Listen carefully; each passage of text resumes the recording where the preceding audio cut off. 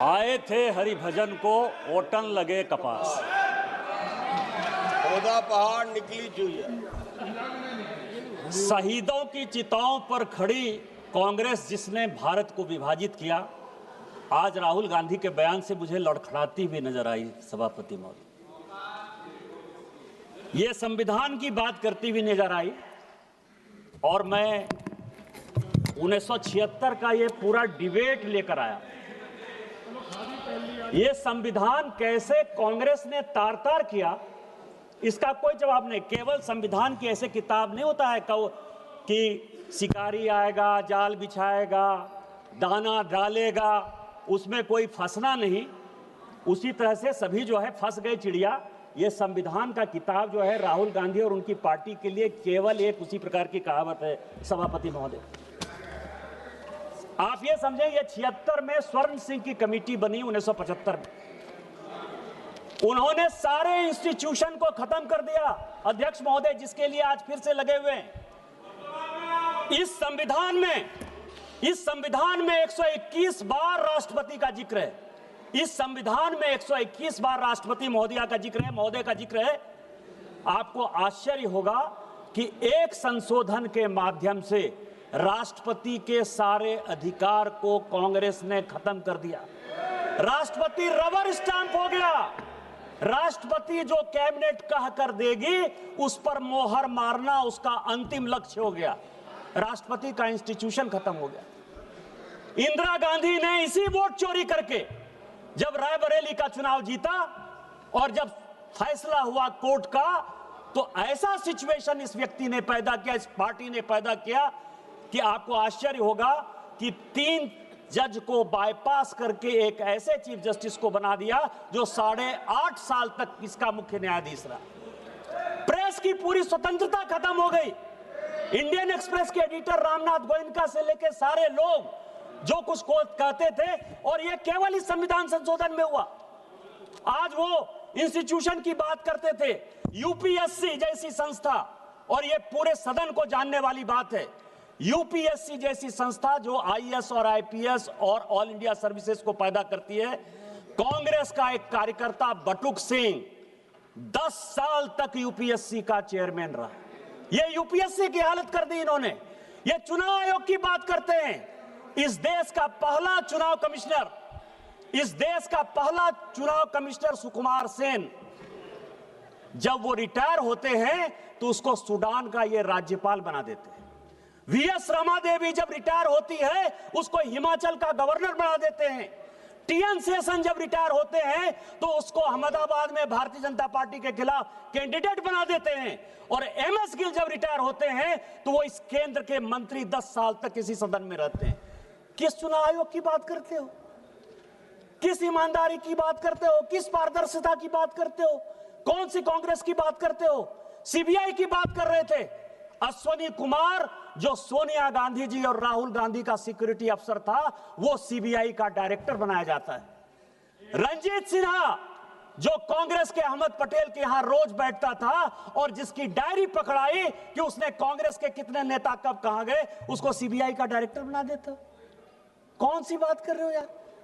CBI का यही हाल, IB का यही हाल। एमके नारायण को जो है ढोते रहे, कभी गवर्नर बना दिए, केवल कभी नेशनल सिक्योरिटी एडवाइजर बना दिए। किस तरह की बात करते हो? हाँ, हम आरएसएस के हैं, हम आरएसएस के हैं। मुझे गर्व है कि हम आरएसएस के हैं, और आरएसएस के इसीलिए हैं कि ऋण है शरीरों में, ऋण है शहीदों का, मगर कैसे चुकाएंगे? ऋण है शहीदों का, मगर कैसे चुकाएंगे? लहू की जब तक बूंद है तब तक तिरंगा लहराएंगे। यही आरएसएस का मापदंड है और यही हमारा विषय है।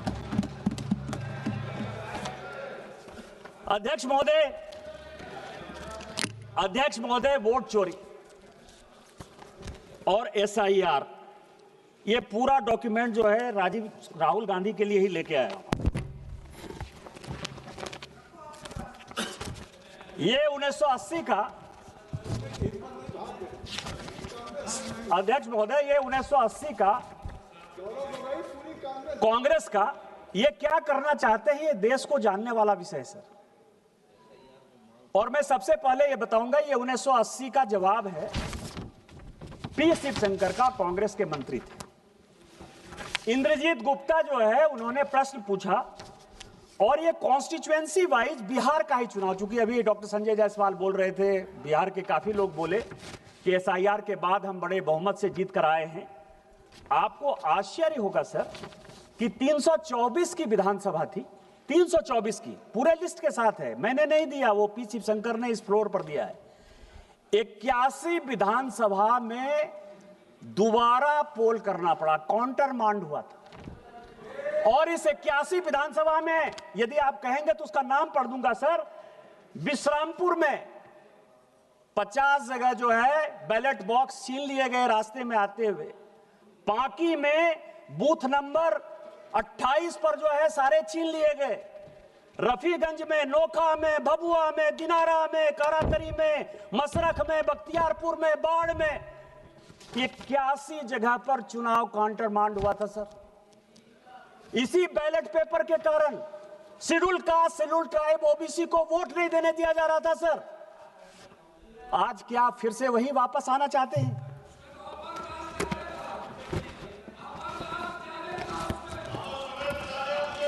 ये मैं आपको सभापति महोदय, ये सभी लोगों ने कांग्रेस से लेकर डीएमके से लेकर टीएमसी तक वाईएसआरसीपी ने जो है ईवीएम की बात की। ये ईवीएम की पूरी हिस्ट्री लेकर आओ सर, पूरी हिस्ट्री है। हिस्ट्री किसने, ये ईवीएम कौन लेकर आया? ये ईवीएम कांग्रेस लेकर आई सर। पहली बार ईवीएम, आपकी जानकारी के लिए, 1987 में पायलट प्रोजेक्ट के नाते राजीव गांधी जी लेकर आए। ये ईवीएम की पूरी हिस्ट्री है। और 91 में जब नरसिम्हा राव की सरकार आई तो उन्होंने तय किया कि ईवीएम आएगा। और ईवीएम आएगा, ऐसे नहीं आएगा सर। ये सारी रिपोर्ट है सर, ये रिपोर्ट है 1961 के सेलेक्ट कमेटी की, और ये रिपोर्ट है 1971 की सेलेक्ट कमेटी की। ये पूरे पार्लियामेंट को जानने वाली बात है। दोनों रिपोर्ट के अध्यक्ष जगन्नाथ राव कांग्रेसी थे। और जो 1971 की रिपोर्ट बनी उसमें एचआर गोखले जो कांग्रेस के लॉ मिनिस्टर थे। और दोनों रिपोर्ट में क्या कहा? दोनों रिपोर्ट में यह कहा कि एसआईआर की आवश्यकता है, स्पेशल इंटेंसिव रिवीजन होना इलेक्टोरल फॉर्म्स का सबसे बड़ा विषय है। 1961 में भी यही कहा, 1971 में भी यही कहा। और दूसरी बात कही 1961 में कि चुनाव इलेक्ट्रॉनिक वोटिंग मशीन से होनी चाहिए, क्योंकि राजस्थान के तत्कालीन, जिस राज्य से आप आते हैं सर, राजस्थान के तत्कालीन मुख्यमंत्री मोहनलाल सुखाड़िया का भी चुनाव अवैध इसी आधार पर हुआ था कि पूरे के पूरे बूथ लूट लिए गए। इतना ही नहीं हुआ था सर, इतना ही नहीं किया इन लोगों ने। यदि चौटाला की बात करें तो पूरा का पूरा मेहम का चुनाव काउंटर मांड हो गया था। पटना का चुनाव पूरा आरजेडी ने लूट लिया था। इंद्र कुमार गुजराल प्रधानमंत्री के तौर पर वहां चुनाव लड़ने के लिए गए थे, पूरा का पूरा उन्होंने लूट लिया था। और इस कारण से कहा गया कि ईवीएम की आवश्यकता है, नहीं ईवीएम होगा तो ये चुनाव पूरे रिगिंग हो गए। दूसरा, अटल बिहारी वाजपेयी जी इस कमेटी के मेंबर थे और एल.के. आडवाणी मेंबर थे। उन्होंने कहा कि बूथ वाइज ही काउंटिंग करो, क्योंकि आप लोग जब चुनाव के रोल को घुमाते हो तो उसमें बूथ से पता नहीं चलता है। तो क्या तर्क दिया गया आपको पता है सर? यह तर्क यह दिया गया कि बूथ वाइज यदि काउंटिंग करने लगेंगे तो जितने ये गुंडे बदमाश मवाली हैं वो वोटरों को मारेंगे। इसीलिए आपको ध्यान हो, उस वक्त काउंटिंग वो होती थी जिसमें कि सभी बूथों को मिला दिया जाता था और जिसमें इनको रिगिंग करने की सबसे बड़ी सुविधा होती सर। बड़ा ये लोग, मैं आपको बताऊं कि इतिहास के पन्नों को तोड़ना मरोड़ना यदि कोई सीखे तो उसको कांग्रेस से सीख जरूर लेनी चाहिए सर। चलो बाहर ले लेना, बाहर। पैर मुड़ा कोई दिक्कत। यदि किसी को इतिहास के पन्नों को तोड़ना और मरोड़ना है तो उसको कांग्रेस से सीख लेनी चाहिए। आज कांग्रेस के वक्ता ने बड़ा भाषण देते हुए कहा कि राजीव गांधी जी ने 1988 में इस देश का इलेक्टोरल रिफॉर्म्स का सबसे बड़ा संशोधन किया। और क्या संशोधन किया? 21 साल जो उम्र थी उस उम्र को 18 साल कर दिया। सर, यदि कांग्रेसियों में हिम्मत है तो ये 1972 के ज्वाइंट कमेटी की रिपोर्ट है। 1972 के ज्वाइंट कमेटी की रिपोर्ट है जिसने कि ये रिकमेंड किया कि 21 साल के बदले 18 साल होना चाहिए, और उसको करने में अटल बिहारी वाजपेयी और लाल कृष्ण आडवाणी का नोट ऑफ डिसेंट। मैं इसको प्लेस कर दूंगा सर। ये हमने किया। आपने 16 साल, चूंकि हमको मौका नहीं मिला शासन में आने का, और 2 साल जो हम मौके में थे 77 से लेकर 80 तक, इतनी लड़ाई हो गई कि हम इंप्लीमेंट नहीं कर पाए। आप उसको 16 साल बाद इंप्लीमेंट कर पाए। आज उसके लिए आप कहते हो कि हमने ले लिया, हमने ले लिया, हमने ले लिया, हमने काम कर लिया। आज एसआईआर की जो बात हो रही है और जो महाराष्ट्र और इसकी बात हो रही है, सर आपको मैं बताऊं कि मैं बिहार का और महाराष्ट्र का रिजल्ट लेकर आया हूं। एसआईआर कहां हुआ, वोट कहां बढ़े, कहां घटे, और किस पार्टी को कौन सी सीटें मिली। बिहार का सर कॉन्स्टिट्यूएंसी का नाम है वाल्मीकि नगर। डॉक्टर संजय जायसवाल बैठे हुए हैं, उनके बगल की कॉन्स्टिट्यूएंसी है। वोट का डिलीशन हुआ 2311। वहां से 1675 वोट से जो बलेरो में बैठने लायक जितनी सीटें मिली, 6 सीट जो कांग्रेस को मिली, उसमें से 1675 वोट से कांग्रेस जीती। दूसरा सीट है चनपटिया। एसआईआर से डिलीशन हुआ 1033। इंडियन नेशनल कांग्रेस 602 वोट से जीती। तीसरा सीट है ढाका। एसआईआर का डिलीशन हुआ 457। 178 सीट से वोट से आरजेडी जीती, और उसमें 298 लोग ऐसे हैं, सभापति महोदय, आपकी अध्यक्ष महोदय, आपकी जानकारी के लिए, जो विदेश में बैठे हुए हैं, दुबई में और कुवैत में, और उन्होंने यहां वोट डाल दिया। चौथी सीट है फारबिसगंज। एसआईआर का डिलीशन हुआ 1400। 221 वोट से कांग्रेस जीती। पांचवी सीट है बलरामपुर, जिसमें 1468 डिलीशन हुआ, और हम जीते एलजेपी रामविलास 389 वोट से। इसके बाद सीट है रामगढ़। 1197 वोट से डिलीशन हुआ, 30 वोट से बहुजन समाज पार्टी जीती। और इसके बाद सीट है जहानाबाद, जहां 1832 वोट एसआईआर से डिलीशन हुआ, 793 वोट से आरजेडी जीती। हम हारने वाले हैं सर, लेकिन हम इस देश के लिए, दलितों के लिए, पिछड़ों के लिए, शेड्यूल कास्ट के लिए, शेड्यूल ट्राइब के लिए हम वोट की राजनीति नहीं करते। हम राजनीति देश की करते हैं कि जो लोग एसआईआर में, मेरे माँ पिताजी का नाम कटा, मेरे माँ पिताजी गांव में नहीं थे, मेरे माँ पिताजी शहर में रहते हैं, मेरे साथ दिल्ली में रहते हैं, उनका नाम कटा, और मुझे खुशी है कि उनका नाम कटा, क्योंकि वो दिल्ली में रहते हैं तो किसी कीमत पर बिहार में वोट देने के अधिकारी नहीं थे। 70 साल का एसआईआर है क्या सर? 70 साल का एक आदमी तजीमुल, मैं आपको नाम कहता हूं क्योंकि मुझे पार्टी ने प्राणपुर का इंचार्ज बनाया था सर। एक मुझे खबर मिली, मैं उसके घर पर गया, तजीमुल नाम था। 70 साल में वो आदमी आकर कहता है कि मैं वोटर लिस्ट में अपना नाम डालना चाहता हूं। इलेक्शन कमीशन ने पूछा कि 18 साल जब वोटिंग का राइट हो गया तो आप 70 साल तक क्या कर रहे थे? 2020 के वोटर नहीं, 2015 के वोटर नहीं, 2010 के वोटर नहीं, 2005 के वोटर नहीं। तो क्या आपको लगता है कि ये देश जो है वो बांग्लादेशी वोटरों से जो है बिहार का चुनाव होगा, देश का चुनाव होगा? यदि तजीमुल, मैं नाम बता रहा हूं, मैं आजिम नगर का तजीमुल है, मैं नाम बता रहा हूं, पप्पू यादव बैठो, आप बैठो, मैं नाम बता रहा हूं, आजम नगर का तजीमुल है जो 70 साल में जो है बनना चाहता था। बैठो जनाब। तीसरा सर, महाराष्ट्र की बात है सर। महाराष्ट्र में कलवा एक सीट है सर,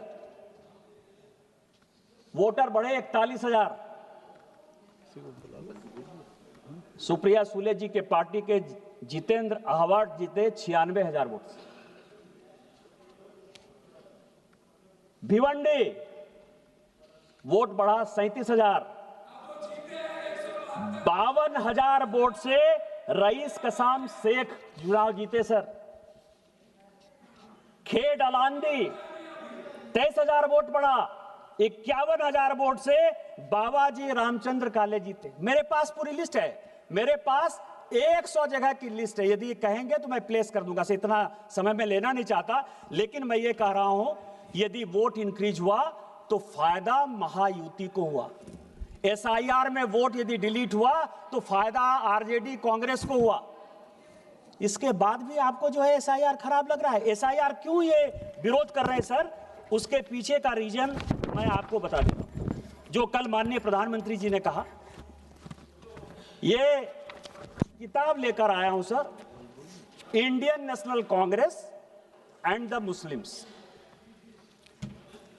1905 में 6 में जब मुस्लिम लीग बनी, 1905 में जब बिहार बंगाल का विभाजन हुआ और जब मुस्लिम लीग बनी सर, तो कांग्रेस ने समय समय पर, वैसे सोनिया गांधी जी सारा चिट्ठी लेकर चली गई हैं सर, लेकिन इस राइटर ने 2010 में सोनिया गांधी से परमिशन लेके कई एक लेटर जवाहरलाल नेहरू के, फजलुर रहमान के साथ, कई एक लेटर जवाहरलाल नेहरू के जिन्ना के साथ वो उन्होंने दिए। क्या क्या कारण था सर? भारत के विभाजन का कारण 1930 में जब स्टार्ट हुआ, 1928 में जब स्टार्ट हुआ, तो कांग्रेस ने किस तरह से मुस्लिम परस्त वोट की राजनीति के लिए कॉम्प्रोमाइज किया, इसका यह पूरा हिसाब किताब इसमें है सर। और इसी में इलेक्टोरल रिफॉर्म्स और एसआईआर है सर। मुस्लिम लीग कह रही है कि लोकसभा और विधानसभा में अकेले रह गए हैं। लोकसभा, पप्पू यादव जी आप बैठे बैठे मत बोलिए, जब आपका नंबर आएगा स्पीकर सर, कि लोकसभा और विधानसभा की अलग सीट हमको दो, नहीं तो हम जो है भारत का विभाजन कर देंगे। गोलमेज सम्मेलन में फैसला नहीं हुआ, 37 का चुनाव आ गया और 37 के चुनाव में एक दूसरे के साथ कैसे फ्रेंडली फाइट होना है मैं आपको बताऊं। मैं किताब रख दूंगा सर कि जिन्ना ने यदि कांग्रेस के खिलाफ बयान दिया तो नेहरू जी उसको चिट्ठी लिखते हैं कि तुम जो है मेरे खिलाफ क्यों बयान दे रहे हो, और यदि नेहरू जी ने जिन्ना के खिलाफ बयान दे दिया तो नेहरू जी तो Jinnah nothing will go on record except Nishikant Dubey ji what he is saying, nothing will go on record. आप ये समझे सर कि इसी तरह का सिचुएशन जो 1906 से लेकर 1947 तक भारत के विभाजन की रूपरेखा जिस तरह से रखी गई, उसी तरह इलेक्शन कमीशन के खिलाफ जाकर, एसआईआर के खिलाफ जाकर पूरी की पूरी कांग्रेस पार्टी उसी तह पर जाना चाहती है। मैं ये है सर, आप एसआईआर के तह तक जाइए। अभी बंगाल का चुनाव हो रहा है सर, और बंगाल के चुनाव में मैं कुछ चीजें जनता के जानकारी के लिए आपके माध्यम से, सदन के माध्यम से डालना चाहता हूं सर, कि 2011 में टोटल पॉपुलेशन बंगाल का 9 करोड़ 13 लाख पॉपुलेशन की वोटर टोटल पॉपुलेशन, और उसमें 6 करोड़ 44 लाख हिंदू हैं और लगभग 3 करोड़ मुस्लिम हैं और लगभग 6.5 लाख क्रिश्चियन। अब आप समझें कि कुछ ऐसे जिले हैं सर, वो जिले हैं दार्जिलिंग, बांकुड़ा, पुरुलिया, दिनाजपुर, मालदा, मुर्शिदाबाद, बीरभूम, जिन लोगों ने 24 परगना, जिनकी आबादी 1951 से मैं तुलना करना चाहता हूं सर, और आज जो है 2011, क्योंकि अभी अंतिम जनगणना यही हुई है, और यह सबको जानने की आवश्यकता है। इसीलिए जानने की आवश्यकता है एसआईआर की क्यों आवश्यकता है कि मैं जिस संथाल परगना से हूं सर, मैं जिस संथाल परगना से एमपी हूं, 1951 में हम सभी schedule caste, schedule tribe, OBC सब की बात करते हैं। हम ऐसे दुर्भाग्यपूर्ण राज्य से आते हैं, झारखंड से, जहां की पूरे देश भर में डिलिमिटेशन हो गया। हमारे यहां झारखंड में आज भी डिलिमिटेशन नहीं हुआ, और अभी जो 2026-27 में डिलिमिटेशन होगा, मैं सोचता हूं कि शायद वहां भी डिलिमिटेशन नहीं होगा। उसका कारण यह है सर कि 1951 में हमारे यहां आदिवासियों का पॉपुलेशन 45% था। आज जब 2011 की जनगणना हुई तो आदिवासियों का पॉपुलेशन केवल और केवल 27-28% है, केवल 27-28%। और इसीलिए जब 2008 में डिलिमिटेशन होने लगा तो लोकसभा की 1 सीट और विधानसभा की 3 आदिवासी की सीट खत्म होने लगी। सभी पॉलिटिकल पार्टी ने यह फैसला किया कि आदिवासियों का सीट कम नहीं होना चाहिए, और इस कारण से हमारे यहां डिलिमिटेशन नहीं हुआ। आज जब जनगणना होगी सर, तो हमारे यहां मुश्किल से 20 से 22% आदिवासी होंगे। जिस मुसलमान की आबादी 9% थी, आज उस मुसलमान की आबादी 2011 में 24% है। पूरे देश भर में मुसलमान 4% बढ़े हैं, पूरे देश भर में मुसलमान 4% बढ़े हैं। हमारे यहां रोजगार का एक साधन नहीं है, लोग विस्थापन और पलायन के शिकार हैं। इसके बावजूद भी 15% मुसलमान कौन हैं? वो सभी बांग्लादेशी घुसपैठिए हैं, जिसके आधार पर कांग्रेस, जेएमएम, टीएमसी चुनाव जीतती है, और इसी कारण से वो एसआईआर का विरोध करती है। आप इसको देखिए सर, चुनाव का मैं आपको बताऊं, 24 परगना में 1941 में मुस्लिम वोट जो है वो 32% था। जब भारत स्वतंत्र हुआ और जब बांग्लादेश बन गया तो 24 परगना में मुस्लिम का आबादी 1951 में केवल 23% था, और आज 2011 की जनगणना के हिसाब से ये फिर से 33% है, फिर से 33% है। पूरे देश भर में मुसलमान इन दिनों में 4% बढ़े हैं, 24 परगना में 13%, 14% कैसे बढ़े? इसका जवाब कौन देगा? कोलकाता सर, कोलकाता में ये 2011 की बात कर रहे हैं हम। I am not talking about 2025। उस वक्त हमारा होम मिनिस्टर नहीं था, कांग्रेस का था। आपने उसको बचाया है, आपने, सीपीएम ने और कांग्रेस ने मिलकर मुसलमान को लाया है, इसीलिए एसआईआर का विरोध कर रहे हैं, इसीलिए ईवीएम का विरोध कर रहे हैं आप। कोलकाता 1941 में 24% था, जब भारत स्वतंत्र हुआ तो 12% रह गए सर, केवल 12%। यह आपको भी देखने की बात है काकोली जी, 5 साल के बाद आपका बच्चा नहीं जीत कर आएगा, मुसलमान जीत कर आएगा जो बांग्लादेशी होगा। एक मिनट निशिकांत जी, ये जो अपनी फिगर, हर मेंबर को अपनी फिगर देंगे, अगर कोई चुनौती देता है तो उसके लिए मैं कहूंगा ये अपना कॉन्फिगरेट कर देंगे, तो ऐसा नहीं है। आप बैठिए, आपको आर्टिकुलेट कर देंगे, आर्टिकुलेट कर देंगे। 12% था सर, आज 2011 की जनगणना के हिसाब से, 2011 की जनगणना के हिसाब से स्पीकर सर वो 22% है। 10% मुसलमान कोलकाता में बढ़े हैं सर। मालदा और मुर्शिदाबाद, मालदा में मुस्लिम 28% था, जब भारत स्वतंत्र हुआ तो 22% पर आ गया। आज मालदा में 46% है, मुर्शिदाबाद में 46% है। आप और इसीलिए लालजी जी आप बैठ जाएं, लालजी बैठ जाएं, माननीय सदस्य बैठ जाएं। ये निशिकांत दुबे जी, माननीय निशिकांत दुबे जी आप सुन लें। निशिकांत दुबे जी ने ये आज चुनाव सुधार पे बात नहीं कह रहे हैं, इसके पहले भी डेमोग्राफी के बारे में ये कई बार सवाल उठा चुके हैं इस सदन में, तो ये इनको मैंने अलाउ किया, तो इनको करने दिए। आप बैठिए सर। आप नहीं डिक्टेट करेंगे, नहीं सर। आप जाति जनगणना की मांग करते हैं, आप जाति जनगणना की मांग करते हैं, और अगर वो जातियों की जनसंख्या, गौरव गोगोई जी, अगर आप एक तरफ जाति जनगणना की मांग करते हैं और वो जाति की जनसंख्या दे रहे हैं, तो ये जनसंख्या वो दे सकते हैं, जाति की जनसंख्या दे सकते हैं। निशिकांत जी। सर 24 नवंबर 1980 लाल कृष्ण आडवाणी जी का प्रश्न है इलेक्टोरल रिफॉर्म्स,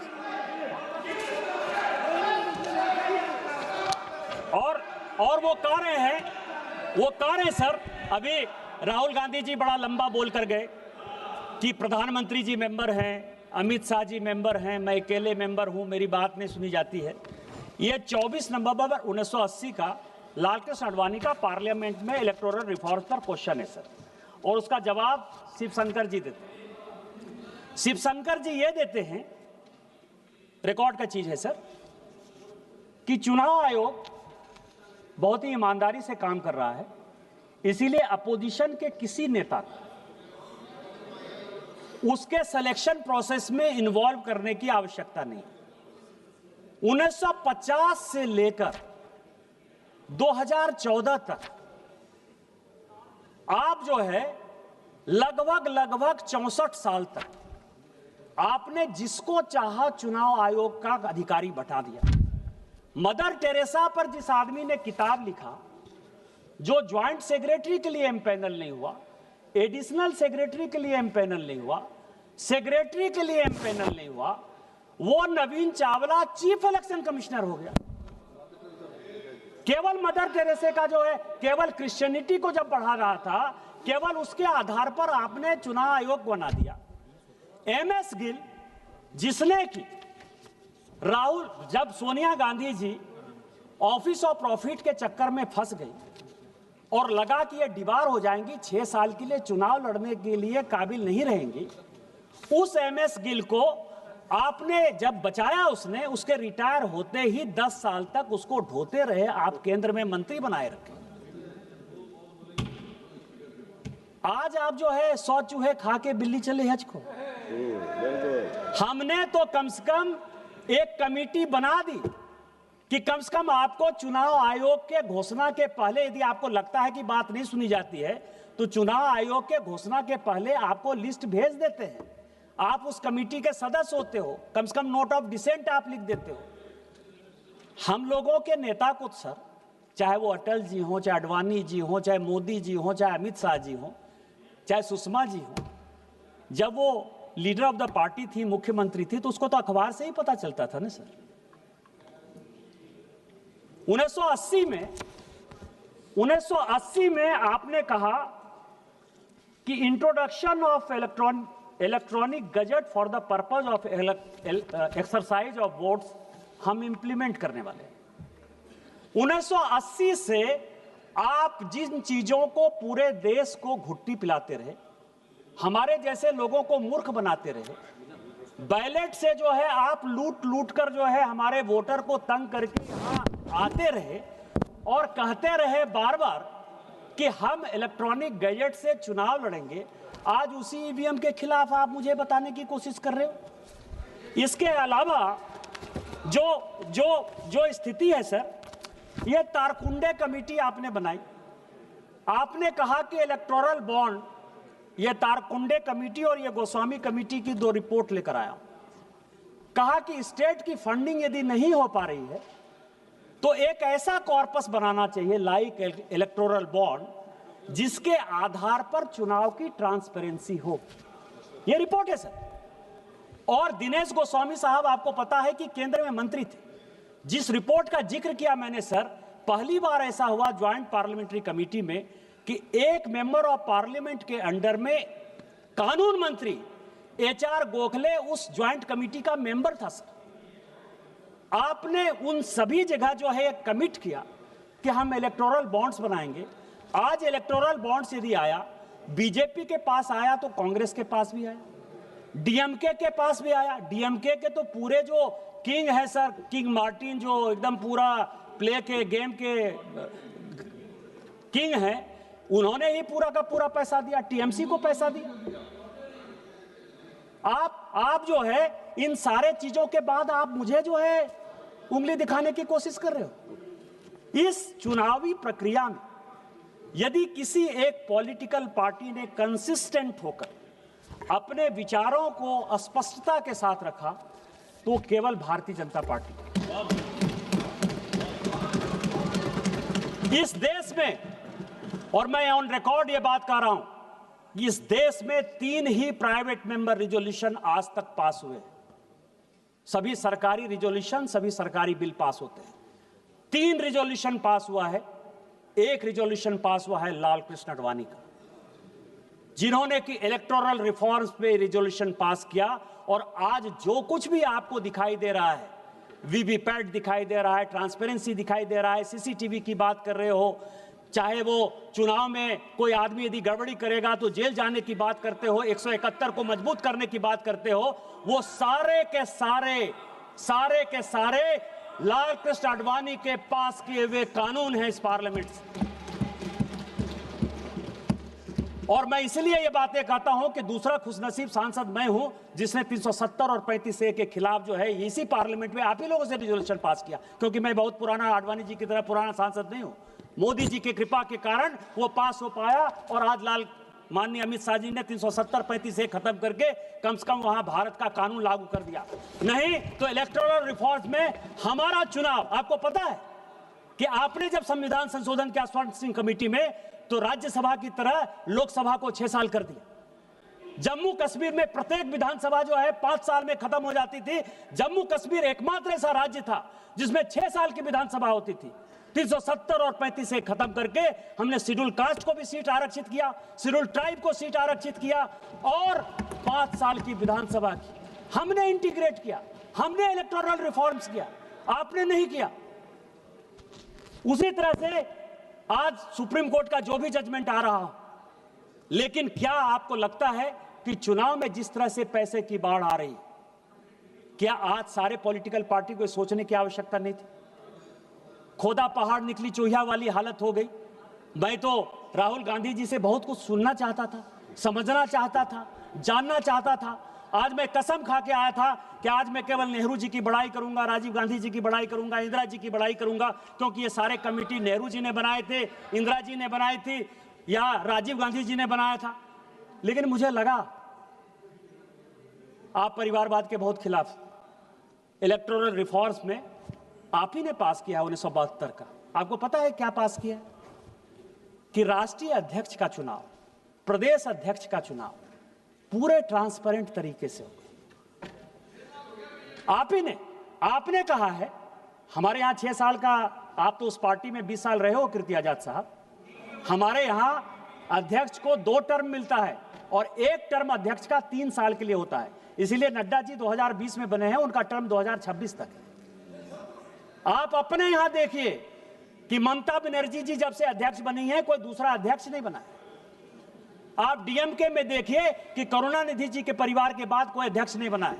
उसके लिए शरद पवार एक्सेप्शन हो सकते हैं कि उनके पार्टी में अध्यक्ष जो है उनके परिवार के लोग नहीं है, मैं उनको मान सकता हूं। लेकिन आप ये देख लीजिए, आप कांग्रेस का देख लीजिए, गांधी परिवार को छोड़कर कोई दूसरा बनता नहीं, और जो बनता है उसकी स्थिति सीताराम केसरी टाइप हो जाती है, उसके धोती खोल लिए जाते हैं। किस ओबीसी की बात करते हो? किस रिफॉर्म्स की बात करते हो? किस कमेटी की बात करते हो? आपकी जो कमेटी है उसी कमेटी के ये हालात हैं, उसी कमिटी के। मैंने क्या कर दिया? ममता बनर्जी जी यदि अध्यक्ष से नहीं हट रही हैं तो आप लोगों का कीर्ति आजाद को अध्यक्ष बन जाना चाहिए। आप पे कोई आरोप नहीं लगाया है, एक मिनट, आप पे कोई आरोप नहीं लगाया, केवल रेफरेंस दिया है। आपको अवसर तब मैं देता जब आप पे कोई आरोप लगता, तो आपको अवसर लेने का अधिकार है। सभापति महोदय, केवल रेफरेंस दिया। सभापति महोदय, ये जो कांग्रेस है, ये कांग्रेस जिन्ना से लेकर सलमान रश्दी तक, जिन्ना से लेकर सलमान रश्दी तक वोट बैंक के अपीजमेंट में फंसी हुई है। ये फजलुल हक से लेकर साहबानों तक और राजा महमूदाबाद से लेकर बाबरी मस्जिद तक केवल मुस्लिम परस्त राजनीति बनाई हुई है। राजा महमूदाबाद जो कि मुस्लिम लीग के अध्यक्ष हुए, जिन्होंने भारत का विभाजन किया, उनकी पूरी संपत्ति आपको ध्यान हो, जिसको कि नरेंद्र मोदी जी को कानून बनाना पड़ा, जो पाकिस्तान में बैठा है, उसकी पूरी संपत्ति को कांग्रेस ने दे दिया। सर यही कांग्रेस का इतिहास है, बहुत पुरानी बात नहीं है, 2012 की बात है, 2012 की बात है सर। जिस कांग्रेस ने सोमनाथ का विरोध किया, उसी कांग्रेस ने अयोध्या का विरोध किया। आज तक सोनिया गांधी, राहुल गांधी, प्रियंका गांधी कोई अयोध्या का मंदिर दर्शन करने तक नहीं गए सर। सोमनाथ भी कभी नेहरू जी नहीं गए थे, आज नहीं गए। मैं केवल इतना ही अंत में कहूंगा सर,